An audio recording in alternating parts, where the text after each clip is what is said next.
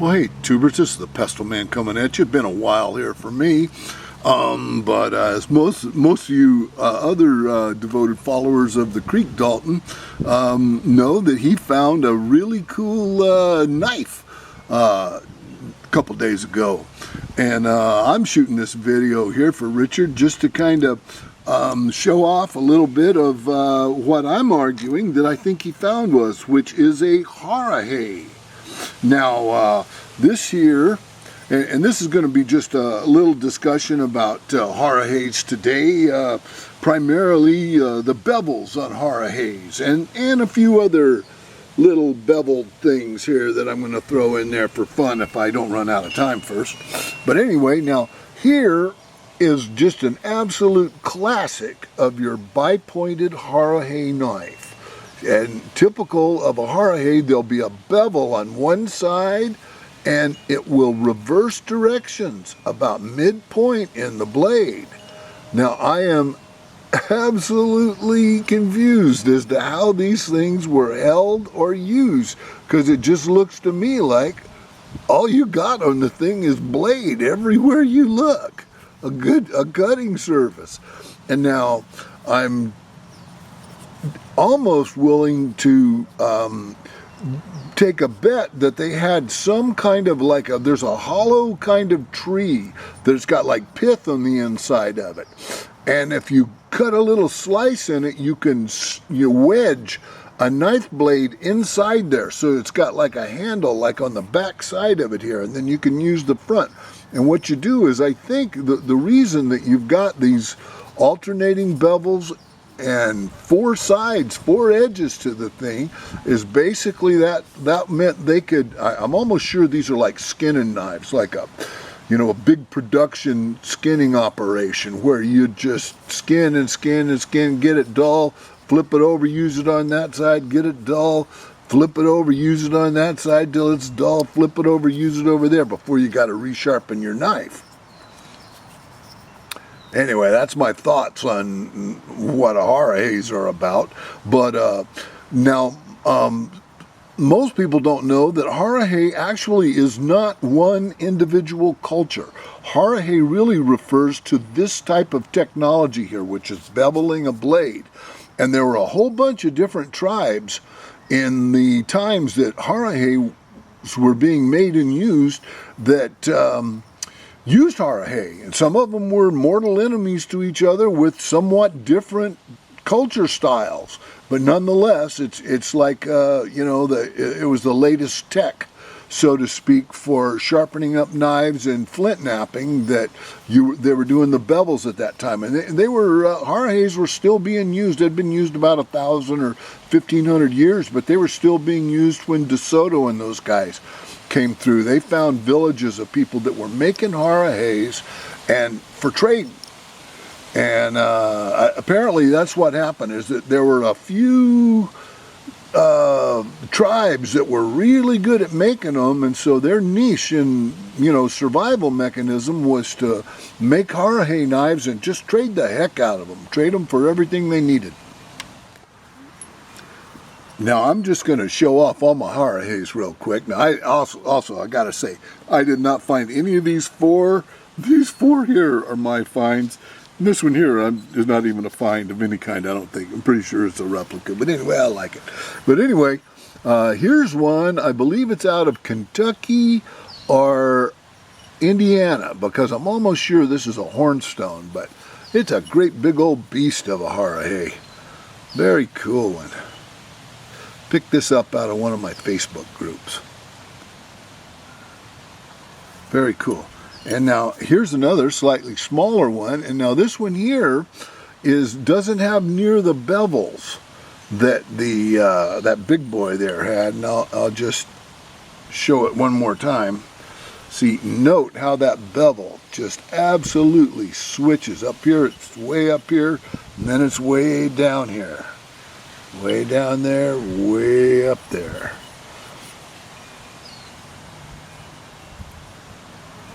Very, very cool things. Now, I've showed you this one here, but I'll show it to you again just because it is so flawlessly made. Beauty. Okay, now here's the one that is kind of like what creekdalton found. Although his is squarer down on this end. Now this is basically right here a classic snakehead Harahay. Now here's my little more classic of a snakehead compared to creeks.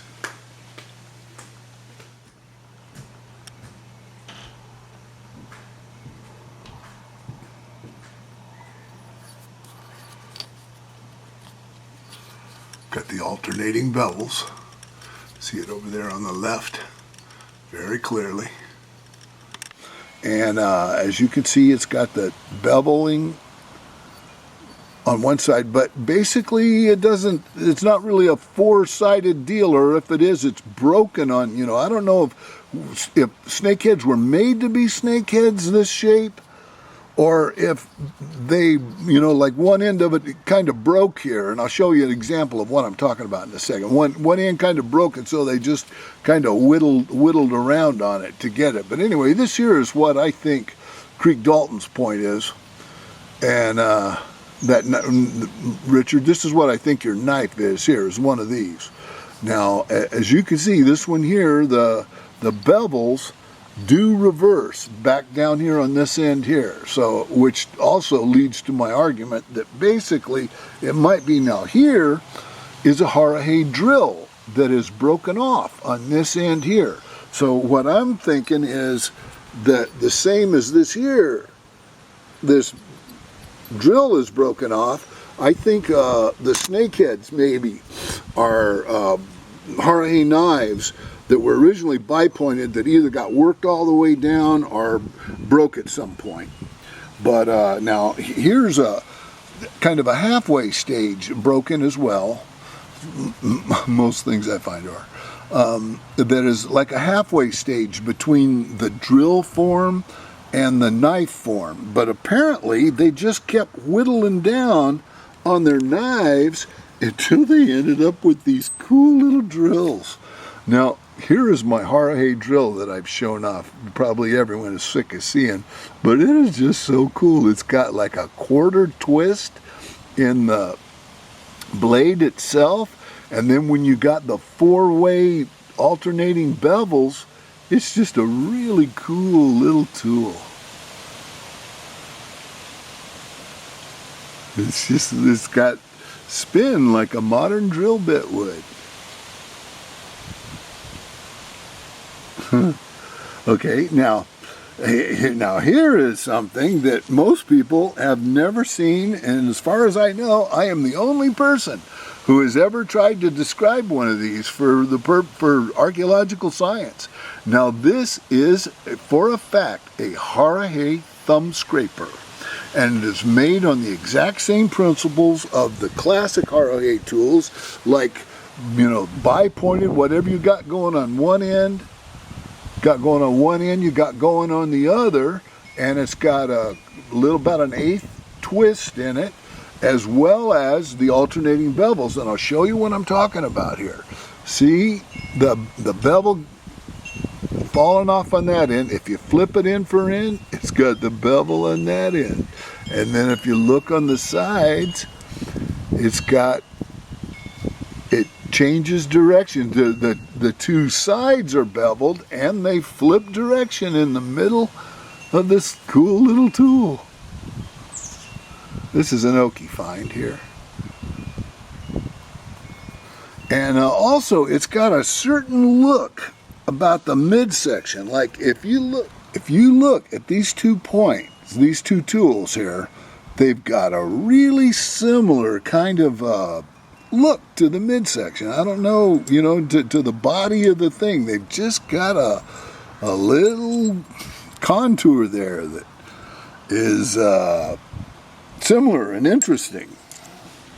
And I'm almost sure what this thing here is what was originally a knife, like this one here, that got worked all the way down to where it was a bipointed drill, and the same as this drill, one end busted off of this drill, both ends busted off of it, and you ended up with just the midsection of it the body of it, and they went ahead and made it into a 4-way reverse bevel thumb scraper. Now, if anyone has got any kind of questions about, maybe there's a novice out there watching this who doesn't really understand what I'm talking about bevels are.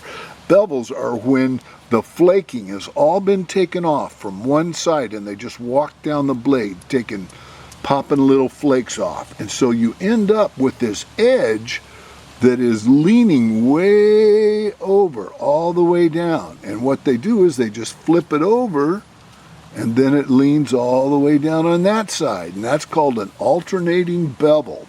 Now, this here is a rice lobe, I'm told, although it was originally identified to me as a Russell cave, but I'm going with rice lobe. Now here's another little one. I'm not even sure off the top of my head what this is. This might be a bowling bevel, but then again, I don't know. I'm not the smartest on Missouri points, and this here is a Missouri point. Maybe Richard could leave a note here what he thinks this one is. I've got it written somewhere, but you can see that bevel action really clear on this guy. Okay, now just while I'm showing while I'm doing my other bevels here, now here's a little personal find of mine out of North Carolina. That's my little Sachi Dalton, and you can just barely see on the ends there that it kind of squares off on the sides, which gives you the part of the clue that it's a Dalton. And Quartz Crazy is the one who identified it as a Dalton for me. Thanks again, Quartz Crazy. But it's got the alternating bevels on it too. It just feels great. Ground to heck and gone, really ground. And it's basically almost a little bit fluted down in there. It's very, very thinned. Okay, and then I guess I'm going to wrap her up here with my classic one that I've always loved to show off, which is my Clovis, which for all the world I've about determined beyond a shadow of a doubt does in fact have alternating bevels on it. Now, people, I heard all my life that no, Clovises don't have bevels, and then I went to the Paleo American conference in Santa Fe, New Mexico, and talked with Dennis Stanford and a bunch of other big name archaeo boys, and they said, "Oh heck no!" Dennis Stanford said, "Oh heck no, man! Of course, I've seen many a Clovis with bevels on it, and come on over here to the fin cache, and I'll show you one." And we started to go over there, and instead we got hit by about 20 other people and started showing off my other points to them and asking questions, and it was great fun. But anyway, that's it for now.